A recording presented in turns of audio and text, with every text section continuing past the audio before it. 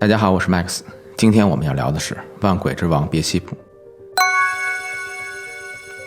关于别西卜的故事有很多种说法，有人说他是有史以来唯一一个疯掉的天使，因为一些缘故别西卜的精神出现了问题，最终导致他整个人都陷入了癫狂，因此他才会有一个异常温良纯善的天使，自愿地成为万千恶魔的首领，人称地狱的宰相。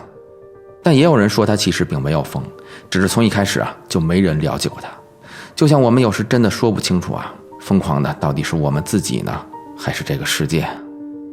今天我们就来聊聊这位传说中最神秘的堕落天使，他同时也是地狱里最冷酷残暴的恶魔。他统治着所有恶鬼和魔女，疯狂地屠杀着人类。他还是七宗罪中暴食罪孽的代表。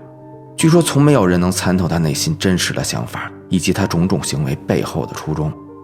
现在就让我们走进地狱魔王别西卜的故事，之后再来聊一聊他为什么会被人称为苍蝇王，以及是什么原因使他成为了七宗罪里暴食的代表。传说中的别西卜是一位温文尔雅又不失庄严睿智，并且对上帝忠心耿耿的天使。他不仅实力超群和路西法一样同为6翼炽天使，更是炽天使圣歌队中的一员，享有直接侍奉上帝的荣誉。除此之外，他还拥有着天界最至高无上的智慧。我们之前讲过路西法的故事，在故事中高傲的路西法因为不满上帝要他们膜拜人类亚当就揭竿而起，谋划了反叛上帝的战争，并且说服了1/3的天使加入了他的起义大军。那路西法和大多数起义的天使其实当时仅仅是出于对上帝不公决定的愤怒，可以说是被傲慢或者嫉妒的情绪所支配，在冲动之下就对上帝发起了挑战丝毫没有去考虑后果。然而出乎意料的是这位始终对上帝忠贞不二，代表天使界最高智慧、最成熟心智的别西卜在早已经判断出这是一场实力悬殊、根本不可能获胜的战斗的情况下，却出乎众人的所料，举起圣剑，也加入到了这场从一开始就注定是失败的战争。而别西卜的加入呢，在当时也坚定了一众反叛天使必胜的决心。可以说他的出现是天使之战迅速爆发的催化剂。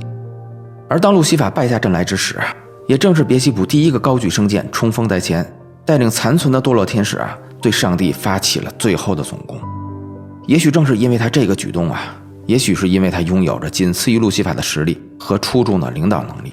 又或者是因为他拥有着异于常人的缜密心思，并且还能够无条件地追随于路西法，也使他后来成为了路西法最得力的助手和最亲密的朋友。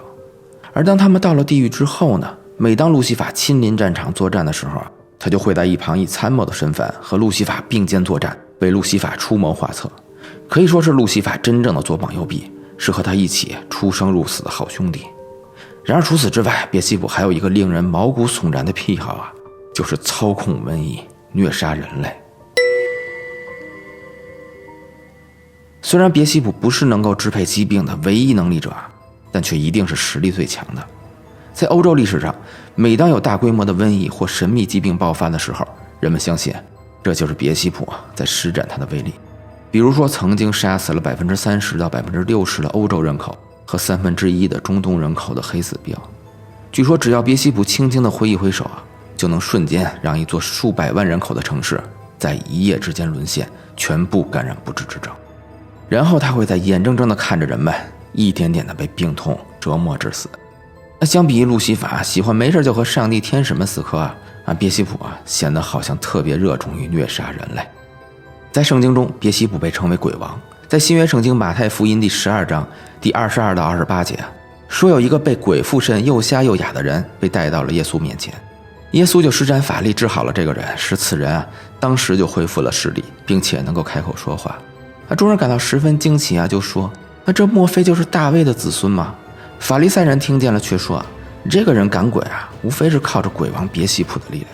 言外之意是说有时候耶稣的力量还远远不及别西卜，甚至在给人治病的时候还要求助于别西卜的法力。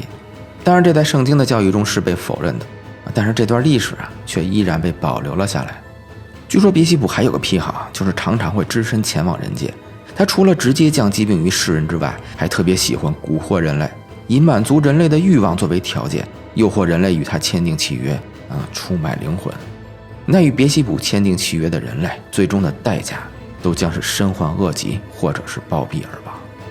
而当他们痛苦死亡的瞬间，就会看到别西卜显现出他真正的形象，并且就在不远处满意地注视着这一切。那么到底是什么原因致使他的性情突然转变，由忠心侍奉上帝、爱戴保护人类的天使，成为了似乎有些憎恶人类的恶魔呢？据说在别西卜还是一位天使的时候，他除了本性纯善并且具有十足的王者威严之外他对于人类的热爱更是仅次于上帝本人。而就是这样的别西卜竟然会突然变成一个执着于虐杀人类的恶魔，这出乎了所有人的意料之外。于是有人说，这是因为他看到了不该看的东西。据说别西卜在做天使的后期阶段，由于所负责的工作常常需要下到人界，并和人类发生接触。他发现虽然人类和天使一样同为上帝的造物，有着相近的外表，但是却和天使的性情相差甚远，甚至并不像上帝所描述的那样单纯美好。随着他和人类的接触越是频繁，他就越是发现人类中充斥着贪婪、自私、无休止的争斗，永远无法满足的欲望。他们为了满足自己的私欲会毫不犹豫地杀死其他物种，甚至是相互残杀。那这真的是上帝创造出来用来主宰地球的智慧生物吗？在他看来，这似乎比野兽也强不到哪儿去。其实别西卜本不属于人间，既然天使是高于人类的存在，那就应该好好的去当一个旁观者，把人类当成是上帝的实验品，让他们自生自灭，自由的去发展和进化好了。但是别西卜却没有把握好自己的立场，他对同为上帝造物的人类实在是太爱了，爱到不能容忍他们身上出现一点瑕疵。人类对他来说显然不该是什么低等物种的存在，而更应该像是他的家人、兄弟、朋友至少是上帝的描述使他产生了这样的错觉。而当他看到自己的家人竟然还有如此丑陋的一面的时候他开始陷入了沉思。也许这些对于其他天使而言不算是什么问题，但是对于天界最高智慧的代表他所拥有的睿智和善良使他不得不陷入沉重的思考，以至于他无论是在人间执行任务，还是在上帝身边侍奉的时候，又或者是在闲暇之余独处的时候他的头脑里都会一直充斥着这些问题，进而怀疑起上帝的决定，那就是为什么要创造出这么不完美的物种，然后还要把这个世界交给他们主宰？难道上帝错了吗？别西卜百思不得其解，最终也没能够得到他想要的答案。于是他放弃了思考，他默念道：既然人类不够完美，既然人类不配做大地的主宰，那就由我来替天行道，让心怀罪恶的人全部死去吧。他决定背弃上帝，用自己的方式行使所谓的正义。所以当路西法振臂高呼的时候，他感觉时间到了，他要追随路西法，换一个身份去行使他的权利。然而这对于上帝来说是莫大的耻辱，谁也不会想到平时庄严肃穆、对上帝忠贞不二的别西卜竟然会冲到反抗上帝的前沿。所以据说当堕落天使们战败的时候，别西卜的下场最为惨烈。他是在被上帝活生生的扯下了一对翅膀，变成4翼之后才带着血肉模糊的躯体和路西法一起被从天国抛下，又在经过了9个晨昏的坠落之后来到了地狱深处。地狱的烈火将他的翅膀熏染得漆黑丑陋，但他似乎一点也不在乎，也许这就是他一开始想要的。有人说别西卜疯了，因此才会性情大变，放弃高贵的身份，背叛上帝，就像越是单纯善良的人越容易被黑暗侵蚀一样。有人说他并没有疯，只是从一开始就从没有人了解过他。在地狱里，别西卜的实力和路西法相近，当之无愧的一同被封为撒旦级别的魔鬼。地狱中的鬼怪全都听从他的调遣，他终于可以肆无忌惮地行使他的正义了。但在失乐园的记载中别西卜却一点也不像个正经的魔鬼。他虽然已经堕落成为恶魔，但他的性格却与傲慢冲动的路西法形成了鲜明的对比。从他身上几乎看不到任何邪恶的气息，人们更多能够感受到的是从他身上散发出的难以掩饰的贤者气质和王者的威严。他如水一般冷静，与热情似火的路西法恰好形成了互补。不夸张地说，论其王者风范，别西卜甚至要在路西法之上。但他却甘心成为路西法的副将，似乎对地狱的王位丝毫没有兴趣。每个天使在堕落前都有一个好听的名字，比如路西法带有神格的天使名就叫做路西菲尔，但是从没有人知道别西卜在做天使时候的名字。